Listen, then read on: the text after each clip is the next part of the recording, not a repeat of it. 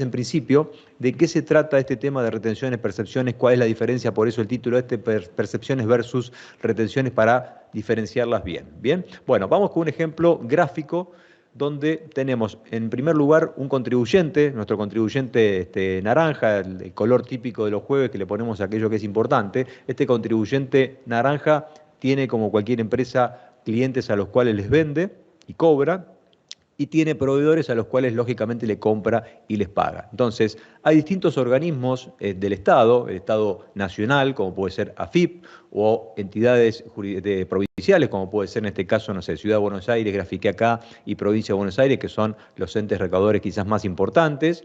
Y luego tenemos, como para ser más federal, la provincia de Misiones y la provincia de Santa Cruz, ¿sí? Bien el norte y el sur bien representados ahí. Entonces, ¿qué pasa? Estos organismos lo que dicen es, bueno, este señor naranja tiene a clientes y tiene a proveedores que son contribuyentes míos, contribuyentes a los cuales yo le tengo que cobrar el impuesto a los ingresos brutos, o le tengo que cobrar el impuesto a las ganancias, o le tengo que cobrar impuesto al valor agregado, o tiene que pagar contribuciones patronales. Entonces, básicamente lo que me va a pedir a mí como contribuyente, vuelvo a repetir, naranja, es, bueno, ¿por qué no te quedás con un importe determinado de tus clientes y tus proveedores y me lo entregás a mí anticipadamente? De esa forma yo me garantizo la recaudación de esos clientes y proveedores tuyos, ¿sí? Básicamente me delega o le delega a estas empresas agentes de retención y percepción, digamos, la potestad de recaudar en nombre de él. Básicamente, estoy recaudando por cuenta y orden del Estado. Ese sería básicamente el rol de un agente de retención y de percepción.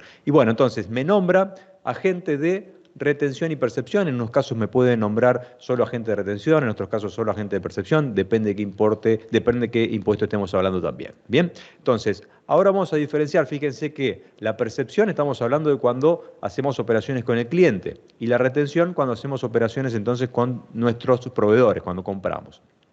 En el caso de clientes, vamos a figurar acá que tengo una venta, con la cual simbólicamente, no sé, le cobramos 3 pesos o 3.000 pesos, pónganle los decimales que quieran, y lo que me está pidiendo básicamente el Estado en cualquiera de sus digamos, roles, puede ser la provincia, puede ser el Estado Nacional, e incluso, no lo mencioné, pero incluso hay municipios que son, nombran también agentes de retención o percepción. Entonces decía, cualquiera de estos organismos me va a decir, bueno, a este cliente que le vas a cobrar 3 pesos, cobrale un importe adicional en nombre mío, cobrale una percepción de un importe determinado que surge normalmente de una alícuota, de un porcentaje, y eso quédatelo y me lo vas a tener que integrar a mí. Por otro lado, cuando vayas a hacer una compra, al momento de pagarle a tu proveedor, que quizás le tengas que pagar, como vemos acá en forma ejemplificadora, digamos 4 pesos, bueno, pagale 3 y 1 peso quédatelo vos, ¿sí? Estoy hablando de un ejemplo, ¿no? Lógicamente acá vamos a tener que establecer ese importe a detraer en base a escalas, en base a alícuotas, etcétera, depende de qué impuesto estemos hablando, ¿sí? Pero el concepto es o sea, en el caso de clientes, le cobro un importe adicional como percepción para recaudar en nombre de alguno de los gobiernos provinciales o nacional, y en el caso de mis proveedores, le retengo una parte de lo que le tengo que pagar, me quedo con una de ese importe, una parte de ese importe, para dárselo anticipadamente a alguno de estos gobiernos. Entonces, como se ve acá, básicamente ese peso que cobré de más al cliente o esa parte que le retuve a mi proveedor, lo integro, se lo reintegro a, no sé, la provincia de Misiones, en Ciudad de Buenos Aires, provincia, Santa Cruz o el gobierno nacional en nuestro ejemplo, ¿sí? Ahí corresponda, depende de qué impuesto estemos hablando. Básicamente, ya sean mis proveedores o mis clientes, al momento que tengan que liquidar, por ejemplo, no sé, ingresos brutos a Santa Cruz o ingresos brutos a Misiones o a Ciudad de Buenos Aires, etcétera, bueno, obviamente van a tener un pago a cuenta de eso que yo les cobré anticipadamente o aquellos que les retuve al momento de pagarle, ¿sí? Entonces, al momento de liquidar ingresos brutos, así, bueno, tengo esta parte, no tengo que pagar el total porque ya una parte ya me la cobró anticipadamente este proveedor o cliente naranja. Bien, bueno, vamos entonces a ver distintos tipos de percepciones y retenciones. Serían básicamente ingresos brutos, como veíamos recién en la placa. Ingresos brutos es provincial.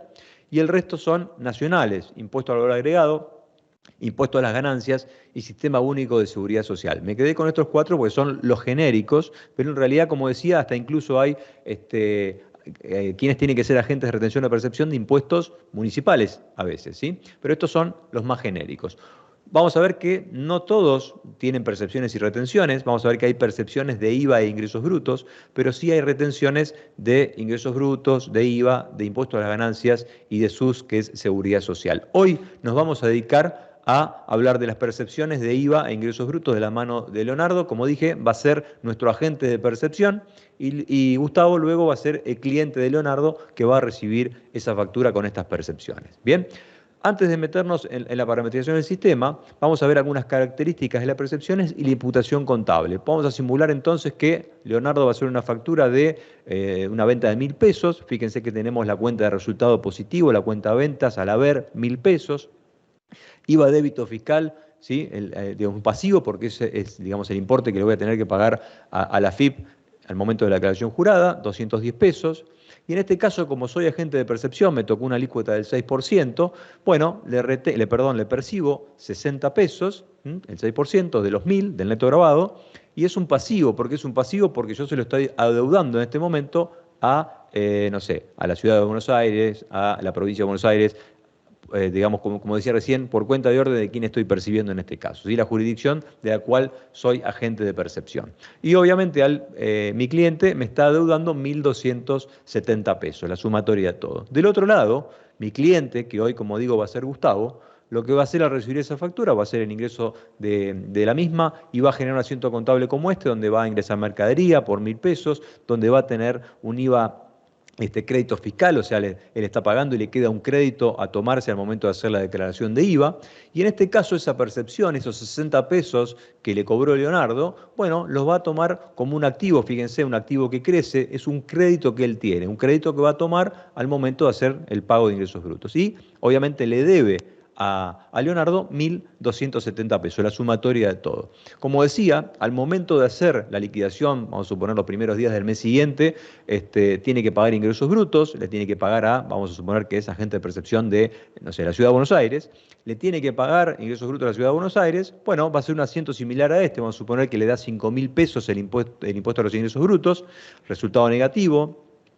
Y al momento de pagar, va a pagar con una transferencia bancaria de un activo que decrece, como vemos ahí, banco, 4.940. ¿Por qué le paga menos? Porque tiene un crédito. Esa percepción que le había cobrado Leonardo, su agente de percepción, le cobró 60 pesos, con lo cual lo utiliza para reducir el impuesto a pagar. Ese es el crédito que tiene. Bien, del otro lado, Leonardo, los primeros días del mes siguiente, aquí hizo toda esta operatoria de percepciones, vamos a suponer que fue la única que le tocó hacer, bueno, va a tener ese pasivo que tenía para con la Ciudad de Buenos Aires en este caso, bueno, va a tener que hacer la transferencia bancaria, pagarle a la Ciudad de Buenos Aires y reduce ese pasivo, obviamente le reduce el banco. Acá un tema interesante, fíjense que yo un poco lo iba a hacer y después a propósito no lo hice, acá no registré ni la cobranza, ni el pago, digamos, del cliente, ni la cobranza del lado del emisor, ¿sí? Nos estaría faltando eso. Ahora, está bueno porque muchas veces nos pasa esto, y es, yo le hice la operación, Leonardo en este caso le hizo la operación, le facturó, llegó el mes siguiente, tengo que pagar a la Ciudad de Buenos Aires estos 60 pesos que le percibí, y yo quizás todavía ni lo cobré, ¿sí? Porque de repente le vendí en 12 cuotas, o le vendí en 6 cuotas, o le vendí a 30 días, ¿sí? Y la cuestión es que yo todavía no me hice ese dinero, y sin embargo tengo que esos 60 pesos integrárselo a Ciudad de Buenos Aires. Unos grandes temas financieros que tienen los agentes de percepción y bueno, lo mismo también los agentes bueno, en este caso principalmente los agentes de percepción. Bien, bueno. Vamos a la siguiente placa, donde vamos a ver algunas características antes de meternos en el sistema de las percepciones de ingresos brutos y las percepciones de IVA. En cuanto a percepciones de ingresos brutos, ¿quiénes van a ser agentes de percepción? Bueno, acá va a depender mucho, vamos a ver a diferencia de IVA, donde está bien taxativo, en ingresos brutos, como es jurisdiccional, cada provincia tiene su librito, por decirlo de alguna manera, normativa, llamémoslo, va a ir variando. Pero podemos resumir en que en algunas jurisdicciones es superando determinado monto de facturación anual, una empresa se convierte en agente de percepción de esa jurisdicción. En otros casos son designados específicamente por la normativa de esa jurisdicción, dice tal quit, a partir de tal fecha es agente de percepción de mi jurisdicción. En otros casos simplemente por el hecho de que la empresa desarrolle ciertas actividades que son centrales para esta jurisdicción, nos nombran agente de percepción de la misma, y hay muchas veces dice por interés fiscal, o sea, por más que no se cumplan el resto de las condiciones, yo te nombro agente de percepción porque es de interés fiscal para mi jurisdicción y listo, sos agente de percepción. Bueno, ¿cómo se calcula la percepción de ingresos brutos? Hay básicamente dos grupos. Por un lado, aquellos que manejan padrones, como puede ser la Ciudad de Buenos Aires y la Provincia de Buenos Aires, donde básicamente yo descargo un padrón en forma mensual, tiene una validez mensual, lo descargo, automáticamente me va a, vamos a hablar de percepciones hoy para no confundir, me va a actualizar todos mis clientes diciéndome para cada cliente qué porcentaje, qué alícuota le tengo que percibir en el caso que corresponda. Así puede ser que me diga una alícuota 0, puede ser que me digan un 1,5, un 2, un 3%, o incluso, ciertas jurisdicciones, si el contribuyente no está en el padrón, me dice que le perciba una alícuota superior incluso, una locura, digamos, ¿no? Pero pasa esto y es uno de los grandes problemas y críticas al sistema de percepción de ingresos brutos. Bueno, en otras jurisdicciones que no tienen padrones, básicamente se maneja con alícuotas, ¿sí? Cada provincia determina una alícuota determinada para percibir el impuesto de dicha jurisdicción. Y en términos generales, ya sea en los que tienen padrones o los que no tienen padrones, hay mínimos que pueden ser de percepción o de base. Mínimo de percepción sería si calculás una percepción y esa percepción te da, no sé, menos de 50 pesos, bueno, directamente no le percibas a este cliente. Y en otros casos es si la operación, la base de cálculo de percepción es inferior a tal monto, no le perciba. Sería si la factura, por ejemplo, el neto grabado de la factura es menor a 500 pesos, bueno, directamente ni calcules la percepción, no le percibas. Esa es básicamente la diferencia, según jurisdicción, cómo manejan los mínimos. ¿Bien? Y sujetos pasibles y excluidos, bueno, sujetos pasibles serían básicamente todos aquellos, por ejemplo, que están en el padrón, y excluidos puede ser que de repente algún contribuyente me muestre algún certificado de no percepción de ingresos brutos, por ahí por la actividad que desarrolla, o de repente suele pasar a veces que por ahí porque están excedidos en créditos logran algún certificado de no percepción. A modo de ejemplo, por ejemplo, creo que está súper claro, pero un consumidor final no tengo por qué percibirle.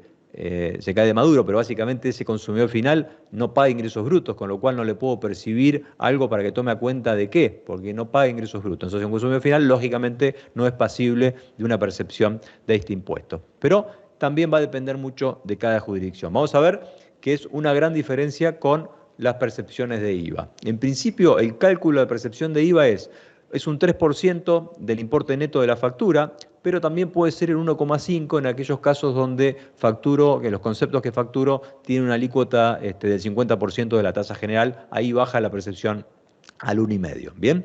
Y en el caso de IVA, fíjense que esto es unificado porque es un impuesto nacional, o un régimen de percepción nacional en este caso, tiene una percepción mínima de 60 pesos. ¿Sí? Si yo hago el cálculo, me da 59 pesos la percepción, directamente no le percibo a este cliente para esa operación. ¿Bien? ¿Quiénes están obligados a percibir impuesto a valor agregado? Bueno, están obligados aquellos que, dice la norma, que están obligados a retener. O sea, me remite a la normativa que regula las retenciones de IVA. Me dice, bueno, aquellos que están obligados a retener IVA también están obligados a percibir.